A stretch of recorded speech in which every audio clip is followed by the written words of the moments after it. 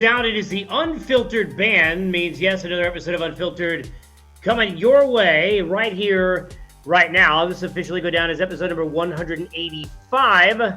deGROM goes down. Jacob deGROM, after just 6 starts in his first year of the large contract with the Texas Rangers, gone down, tearing UCL. He is headed for Tommy John. We are headed here. As always, you can be headed to jump on board the Unfiltered Revolution. It is simple.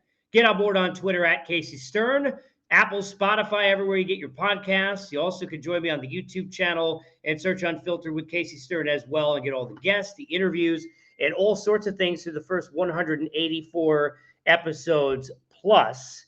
I want to get into the deGROM situation here and just kind of give my comments.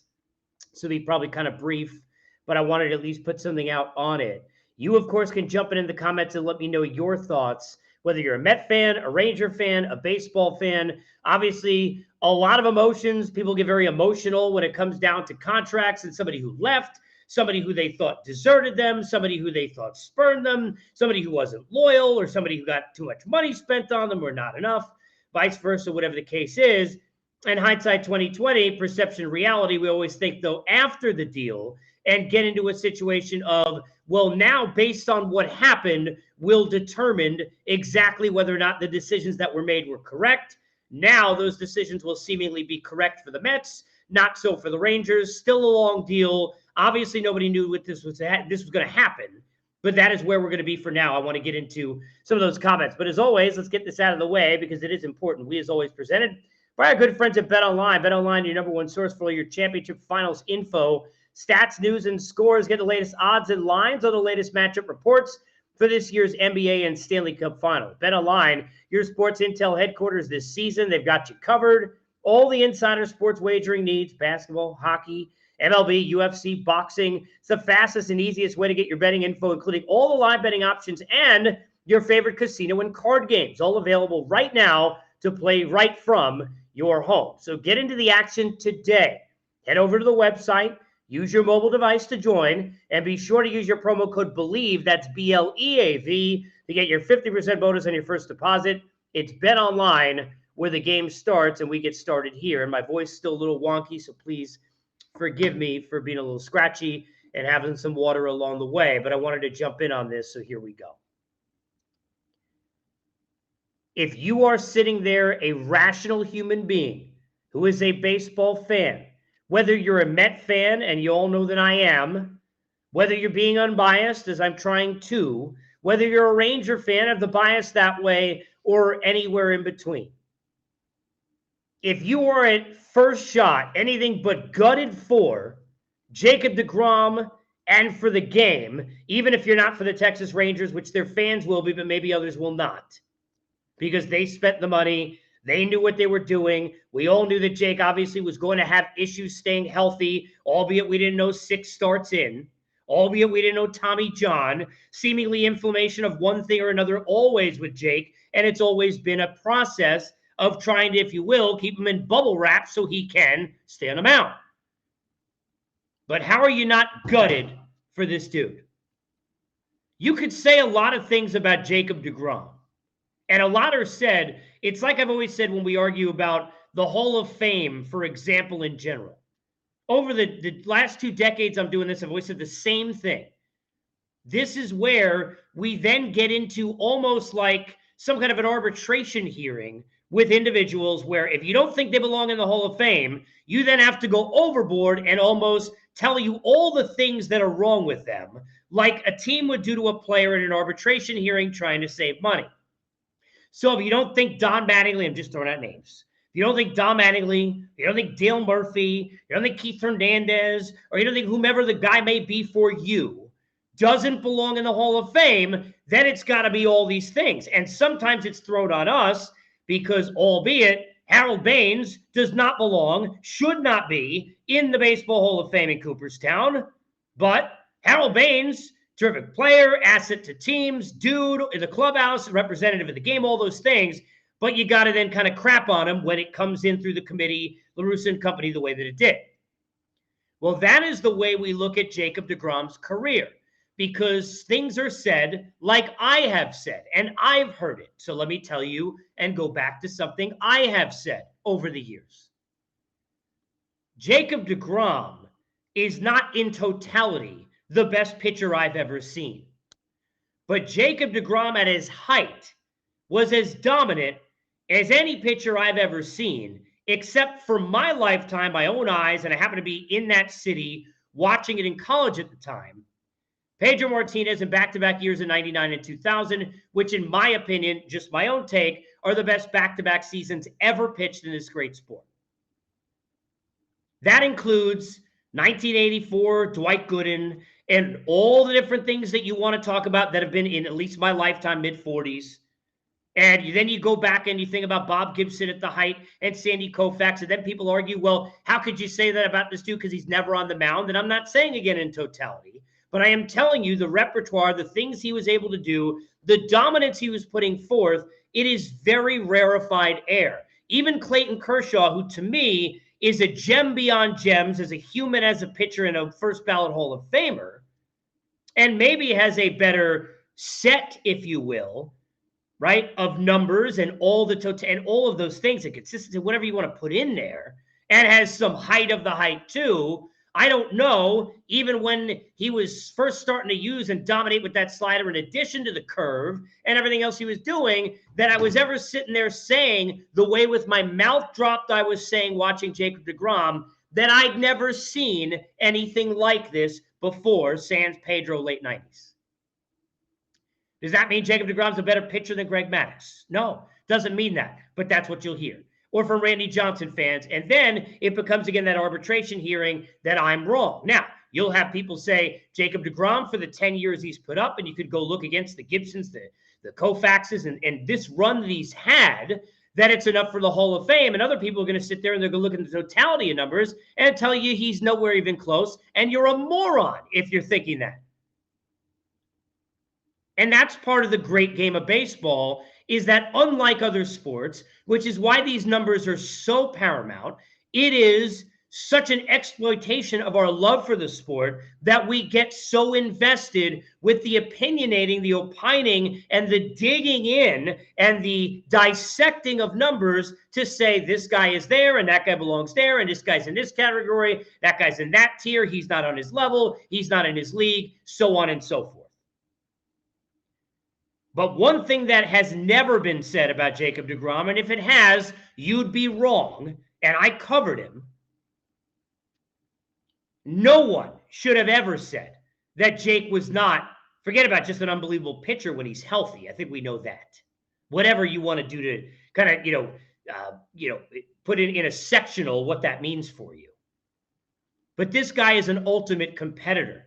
You saw it even at the end of last season, last performance with the Mets, when after Scherzer stuck up the joint and after Bassett stuck up the joint, here's deGROM basically sitting there, not even throwing heaters, not having his best stuff and struggling, but getting through to find a way to win you a game to get you to the next day. Jacob deGROM did not tell the Mets over those years, I don't want to pitch, I don't want to be here. One of the things, in fact, he was always frustrated with was how much they held him back. Now, clearly, we understand why, and I'm not trying to say that this isn't another example of his arm not being where it needs to be, or that things were going to break down, and if it's not the shoulder or the elbow or the side or the oblique, it's going to be something else. Forearm, right, everything. Because everything not in the right, and I hope, God bless, that he gets this injury, his surgery to Tommy John, he comes back, and he's able, even if he's not at that level, Jacob deGROM, be some level that he's content with and can compete with, because his compete level will get him to levels others can't. It'll get him higher than whatever that ability is going to be, and then he can be there for years to come to finish out his contract, and God bless, I hope that for him. Now, did I think that Jacob deGROM was a guy who the Mets should have given a large deal, the likes of what he got in Texas? No. I said that at the time, they could not really do that. They were even hesitating, and certainly you should, whether or not at Verlander, and I understand his age, but at his shortened years, if even that was too much, because you're already dealing with watching the decline of just the age of Scherzer, and that is nature, time, undefeated. I'm not saying the Mets should have done it. But today is not about the Mets dodged some bullet. Today isn't about the Rangers made some mistake, because just like the Mets had to give Max Scherzer $130 million for him to be there, just like that was the only way he was ever going to come to the Mets. He's seen the Mets. He could have been back in LA, go wherever he wants. You had to, if you're the Rangers, even with Bruce Bochy, even with CY with Chris Young, you had to go out and give all of this to get deGROM in. You had to do it. Now, in hindsight, we're all going to look at it and say, well, this is proof that it was a big mistake. But today is not the day for that mistake or the ones the Mets didn't make. Today is not for Jacob deGROM, an overstating of who he was, and he never stayed on the mound enough to be paid like the best pitcher. This is not that day. This is the day this is sad for this kid and this competitor and this dude who wants so badly to show you everything he's got. And this is sad for the game. It's sad for every fan who watches him. My son's only 9 years old. There are not many pitchers in the league he would care about, but there's only a handful, Verlander and Scherzer probably being two others because of the careers they've had, that I would sit down and want him to watch and explain just the magnificence that has been Jacob deGROM, whether he was in a Met uniform doing it or a Ranger uniform and doing it. The numbers that this guy has put up are ungodly. If he had done it in a more consistent manner, they'd be considered even that much more than so. But regardless, today is about being gutted for him. Today is about being gutted for the game and the loss of not getting to see him pitch. It's not always about who made the mistake or dodged the bullet. And look, I didn't think Jacob deGROM did everything right. I mentioned that. You can go in episodes past, when he left, how the season ended, things that were said, things that weren't.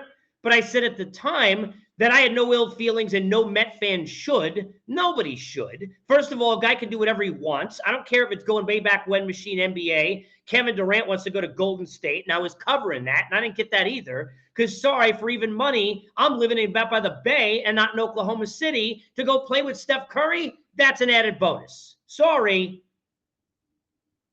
But regardless, this is deGROM's choice. Could have done whatever he wanted. I never had a problem with that. Even though everything not perfect. Never going to be. Things said, whatever it might be, right? But any Met fan who's got ill will towards deGROM or who laughs because of some kind of you dodged a bullet, you're a moron.